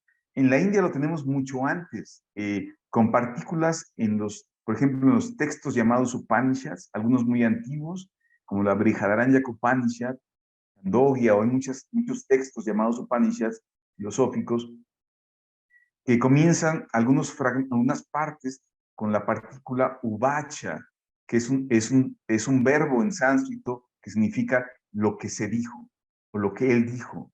O sea, y enseguida viene la cita, o viene la glosa a lo que alguien más dijo. O vienen los términos como iti, que va a indicar que esto se puede extrapolar o puede ser considerado de alguien más. Al mismo tiempo vemos el mundo griego que impacta fuertemente en nuestro quehacer científico. Vimos que ahí sí, o sea, la autoría es identificable. ¿Sí? En la India no, en la India es otra cultura, otra cultura. El autor se disipaba. El autor no importaba, podía un autor, muchos autores ser llamados con el mismo nombre. Entonces no sabemos realmente quién escribe. ¿Sí? Porque es parte de una cultura que está enviando, entre otras cosas, el mensaje de la desindividualización y otra concepción del tiempo. En el mundo griego vemos claramente el problema, el tema de la autoría que va a recorrer, claro, la preocupación científica en Occidente. Entonces, de eso a lo que estamos viviendo hoy, por ejemplo, vemos problemas de autoría muy comunes, que nos tenemos que preguntar, ¿quién está escribiendo? ¿Sí? Vemos problemas de detección de autorías fantasmas, como fue la pregunta, que tiene muchas variantes. Entre las más recurrentes son gente que no tiene nada que hacer en ese tema. Y por eso sugiero usar Connected Paper. Otra herramienta que uno puede usar de maneras inversas es para rastrear la autoría de alguien, entender si no es un fantasma colgado o hay algún elemento que me permita decir, bueno, pudo contribuir con algo. Requerimos ahí en ese caso herramientas muy ágiles. Tenemos, por ejemplo, Publish or Perish, que es el software que se puede descargar en la última versión. Publish or Perish, publicar o perecer, y Harsing, que utilizamos en muchos escenarios para medir productividad. También podemos darles usos diferentes para poder ubicar de manera casi inmediata que me diga si ese autor me da al menos una pista de que no es un fantasma, si ya publica algo similar en eso. También tenemos un problema de autorías en rotación. Ese es un problema enorme. Y afortunadamente de los que me ha tocado atender o detectar más bien es los que van rotando. Una persona queda como autor de correspondencia principal y otras 5 van rotando. El que era autor de correspondencia en uno, ese mismo artículo muy pero muy similar va a ser como autor último, ¿sí? Y el que estaba al final se recorre y van haciendo rotación. Y entonces vemos artículos muy similares, ¿sí? Que envían los mismos autores, nada más que rotados, y ubicamos cómo son similares, se le cambian título, le cambian elementos, le cambian palabras, hacen otra cita, son más cortitos, empiezan a cortar. En general, el problema también, eso lo detectamos con software de similitudes. Ahí tienen que usar software de similitudes para poder detectar esto. Otro problema de autoría relacionado con esto es el tema de las ciencias salami, de cortar cachitos, ¿no? Donde un cachito, claramente el autor principal, ¿sí? Va a estar en cierta posición y los otros van a estar en otra posición. Las similitudes que puede uno encontrar en 3 artículos que están claramente cortados y que tienen una intencionalidad para generar un mayor número de métricas. Vemos autocita, vemos varias prácticas juntas. Cuando hay problemas de autoría, es claro, no va a ser una única mala práctica, son varias, es la característica que estamos viendo. Otra que estamos viendo muy grave y que es algo que está desde mucho tiempo atrás, siglos yo diría, tiene que ver con algo que es la apropiación de un autor, un investigador, de la autoría de su estudiante o estudiantes o grupo líder. Y que el investigador líder o el que aparece, el rockstar, aparece al inicio o atribuido como autoría principal de trabajos de sus alumnos, trabajos del grupo de investigación, sin el reconocimiento explícito, claro de quién hizo qué. Eso también lo estamos viendo, especialmente en el posgrado, en maestrías, y lo estamos viendo también especialmente en doctorado. Entonces, es otro gran problema. ¿Qué usar? Software de similitudes y rastrear. Acompañado de Publish or Perish, o acompañado de Connected Papers para poder entender cómo se armó estos mecanismos, ¿no? Hay otros mecanismos más que son de paga, pero esos que mencioné son de acceso abierto, excepto el de similitudes. Entonces, ¿quién escribe? Es algo muy importante que también veo que como prevención uno puede poner el número de autores como límite. Eso varía según las áreas de conocimiento. Repito, no hay recetas en esto. No se tome como, en el curso de histórica se dijo que hay un límite. No, no, no, no. Es dependiendo del área de conocimiento, el tipo de texto, difusión, informe, reporte, investigación, etcétera. Todo cambia. Entonces, uno debe poner ciertas líneas para poder al menos tener parámetros de detección de problemas de autoría, ¿sí? De cuando un autor se suma al final, cuando ya el proceso está por concluir, y de pronto el autor principal dice, se me olvidó incluir a otro autor, autora. Eso nadie lo creía en este momento, ¿sí? Pero sí vemos que se incluyen, conozco procesos donde les ha permitido incluirse a autores que claramente no tienen nada que hacer ahí. Esa es una labor ética del editor. Asimismo, tiene que poner parámetros de participación clara, de qué hizo en un artículo. En un artículo, en un libro debe estar claro qué hizo tal persona. Hay editoriales académicas en México que tienen muy buenas prácticas, muy severas en esos centros públicos de investigación en los que he participado y me ha tocado ver que se reconoce cada uno de los momentos de contenidos y contribuciones de cada uno de los autores. Bien, entonces yo sugeriría, además de esto que comenté, sugiero ir a las guías de COP. A ir a esa página y encontrar los problemas de autoría y qué sugerencias hay también, para no alargarnos más porque se me acabó el tiempo y estoy haciendo ya el momento de cierre. El tema con el que cerramos por sugerencia el diseño de este curso tiene que ver con prácticas recomendadas en las revisiones. Este tema es todos son muy importantes, pero este me parecía que era muy importante y por eso no quiero dejarlo pasar. La calidad académica, recordemos, de una editorial académica, científica que está publicando investigación, está dada no únicamente por tener un buen corrector o un buen lector de pruebas, está dada por sus árbitros, está dada por quien evalúa. Vemos dictámenes casi en blanco de que, pues está bien publicable. Vemos dictámenes muy dispares de quien hizo el trabajo completo, que marca incluso hasta problemas de redacción fuertes, y el dictamen opuesto que publicable sin cambios directos. Esos elementos ocurren por el desajuste que hay en cómo se elige a los revisores, a los árbitros. Según la estructura que tenga su editorial, el proceso que tenga por un comité editorial, un comité de arbitraje, un consejo asesor, etcétera, uno puede establecer ordenamientos y criterios. Al menos en la experiencia que llevo como editor académico y en algún momento también científico de ciertas áreas de conocimiento, lo que he observado es que el editor académico, el que tiene de alguna manera un compromiso ético en su formación de doctorado, de investigador, ha publicado de manera severa, ha publicado y demuestra procesos de publicación reales, está publicando investigación, ¿sí? Y que además está alerta de todos los procesos académicos involucrados en construir un artículo, un capítulo o una tesis. Ese editor académico, científico, realmente es un investigador o alguien que tiene la experiencia equivalente.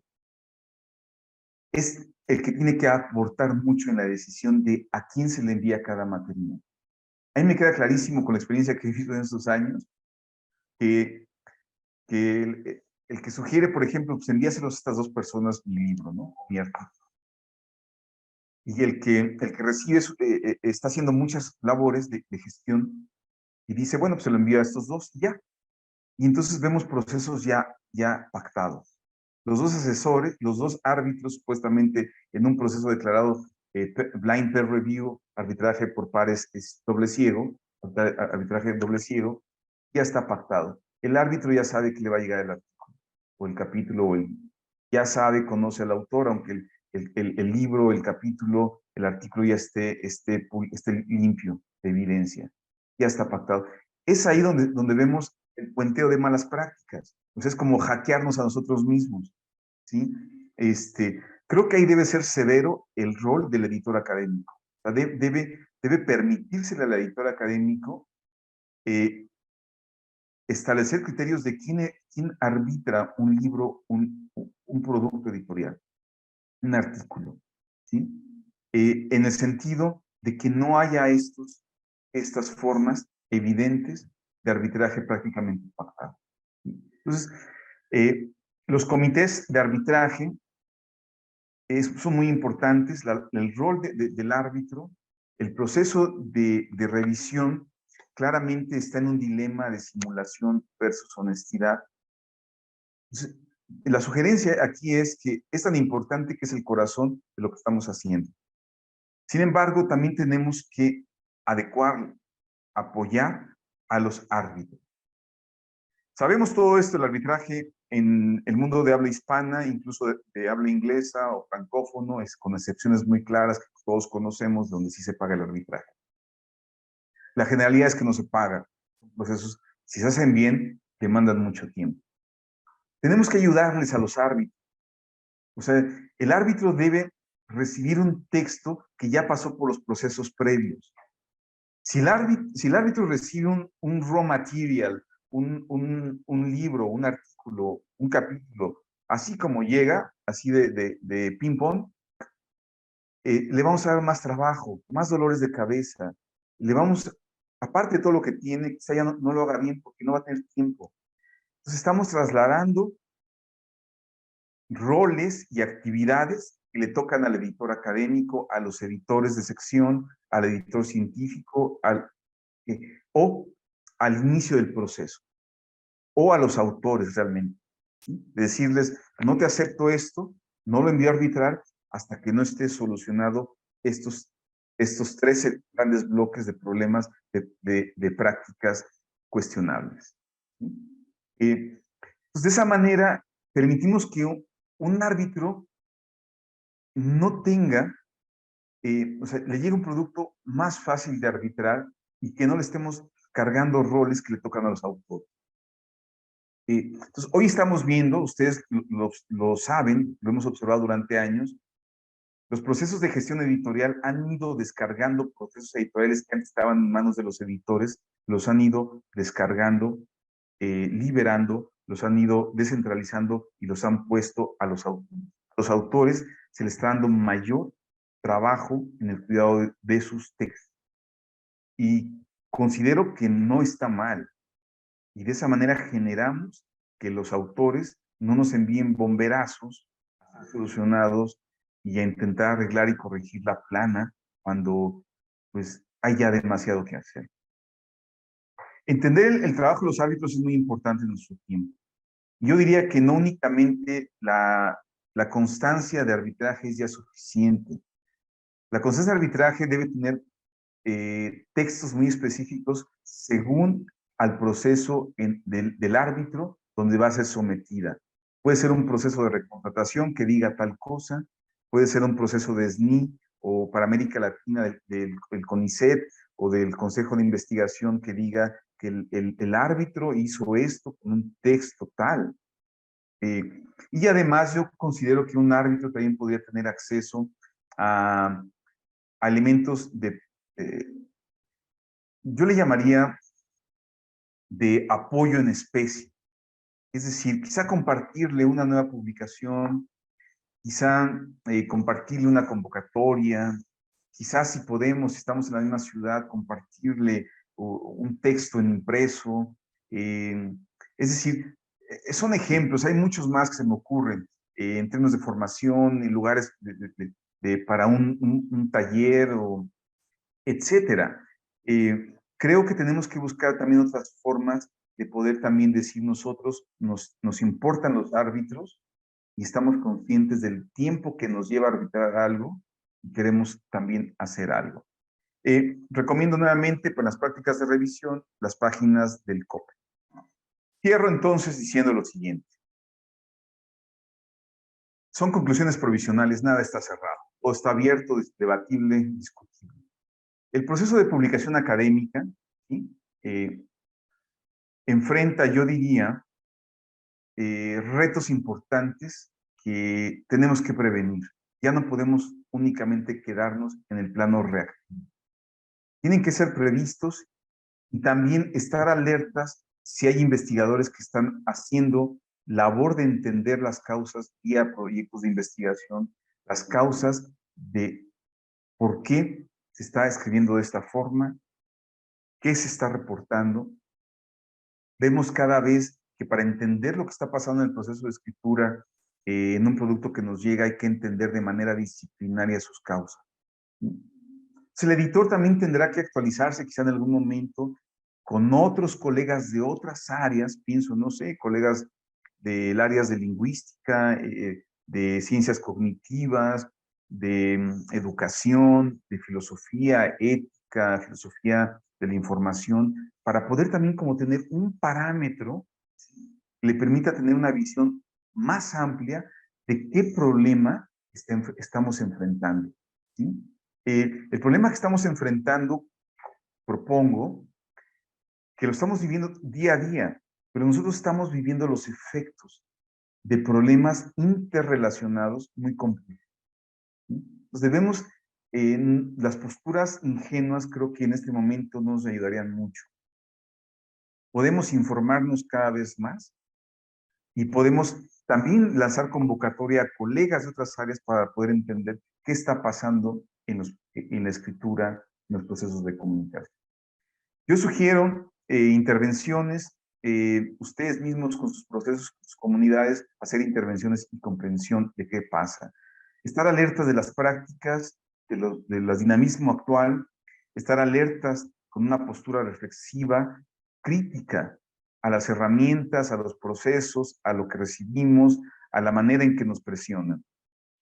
Hacer cada vez uso de herramientas digitales actualizadas y guías de acción y exigir, porque sería ya un material de trabajo. Antes pedíamos, no sé, tener un escritorio, un cuentahilos, por ejemplo, una basculina para hacer el proceso editorial y se nos tenía que dar. Hoy tenemos que solicitar herramientas, licencias, computadoras que nos permitan procesar cosas editoriales más rápido, ¿no? Yo les agradezco mucho, gracias Camilo, es un lujo haber podido compartir esta sesión contigo y con los más, todo el público que estuvo acompañándonos, les agradezco mucho, yo aquí cierro y quedo a su disposición. Muchas gracias. Oh, muchísimas gracias, Jicotenca. Hay algunas preguntas, no va a dar tiempo de verlas todas. He seleccionado algún comentario, pregunta que quizá es recurrente. ¿Está tipificado el plagio en términos legales? Comprendo que el paso 1 es, en caso de detección, se charla con el autor, pero ¿qué sucede si no se logra un acuerdo a la primera? Finalmente da la sensación de que estamos en un hoyo sin fondo en la medida que no se sancione considerablemente o se genere una normatividad en cada casa editorial. Quizás los estudiantes nuevos posgraduados sí comprendan y hagan los cambios necesarios, pero contamos con vacas sagradas que incluso se ofenden si no se les hace ese tipo de observaciones. ¿Tienes algún comentario, Jicotenca? Bueno, tendría muchos, ¿no? No da tiempo. Hay países que lo tienen tipificado y también está fuertemente asociada la sanción al filtro moral de cada país. El caso de Islandia, el político de primer nivel renuncia por una mala práctica universitaria que tuvo. En Alemania tenemos casos, etcétera, ¿no? O sea, tenemos en México, si ustedes se dan cuenta, en los últimos meses, el proceso se ha acelerado de algo que veníamos anunciando, trabajando, pidiendo desde hace más de una década, ¿sí? Pero pues vimos que quizás hace una década a nadie le interesaba. Me tocó en alguna de las instituciones que trabajé, se me pidió que me callara, que ya no hablara de ética e integridad, y menos que anduviera diciendo que es muy importante en la publicación.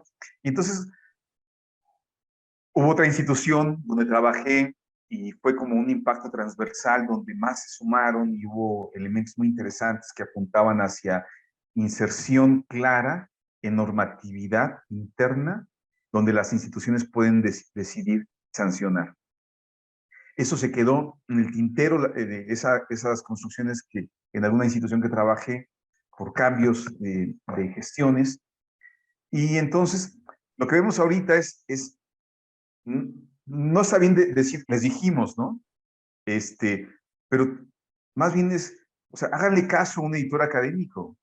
O sea, háganle caso en que hay procesos que ya hemos transitado y visto y que es necesario normatividades explícitas, sanciones claras, actualización de reglamentos, sanciones directas administrativas y congruencias legales con códigos penales para que, si se amerita, tenga un referente de sanción penal en un código penal local, federal, etc. Es decir, hay un trabajo enorme de todo esto. Y solamente subrayo, ¿por qué subrayado en ética digital? Porque la ética digital, al menos como lo he ido estudiando, lo que ha ocurrido en otras geografías, es que la ética de sugerencia moral pasa, la ética digital empuja a que haya regulación digital, nuevas leyes que regulen, sancionen procesos que, como no están en la ley como delito, pero son del ámbito digital, pues no hay una claridad. Entonces, la ética digital, la que necesitamos, tiene que empujar a que muchos procesos que todavía ni siquiera hemos dicho que son éticamente incorrectos, estamos haciendo lo que se están fomentando en este momento, en un tiempo, no sé cuándo, o en unos años, serán considerados y tendrán que sancionarse, ¿sí? Porque eso es lo que está haciendo el mundo digital. El mundo digital está poniendo retos que necesariamente tienen que ser acompañados por la parte de sanciones, regulación, y no todo es sanción, también es educación, es prevención, son pedagogías y didácticas. Yo creo, como lo he defendido en muchos foros, desde hace pues, ya un tiempo, el editor tiene mucho que aportar en términos de pedagogías. Y me han contestado, bueno, pues tenemos mucho trabajo como para andar educando. No, no, podemos sugerir, o sea, podemos acompañar procesos, podemos compartir nuestra experiencia. Y entonces, por eso el tema, la pregunta, pues es muy amplia, ¿no? Y habría mucho más que contestar. No me queda más que agradecerte mucho, Jicotenca. Aprendimos mucho y agradecer a todos los asistentes. Este curso me parece de lo más importante, no solo para los universitarios y el mundo editorial, sino para todo. Y salvo lo que me comenten, Vilchis, el registro de asistencia se dio desde el ingreso, ¿no? Sí, el apoyo tenemos apoyo con el área de logística, con el área de cómputo y la persona que apoyó con el registro de sus asistencias. Entonces ahí se fue cotejando. Y vamos, para corroborar el 80% de permanencia, pues se va monitoreando a lo largo de la sesión. Pues muy bien, muchísimas gracias a Nancy, a Lorena, a todos, y muchísimas gracias a todos. Gracias, hasta luego. Muchas Un gracias, abrazo. Camila. Muchas gracias, Jicotenca. Gracias a todos los asistentes. Y como puse por ahí en el chat, nos vemos el próximo jueves 11 de mayo, igual a las 9 de la mañana.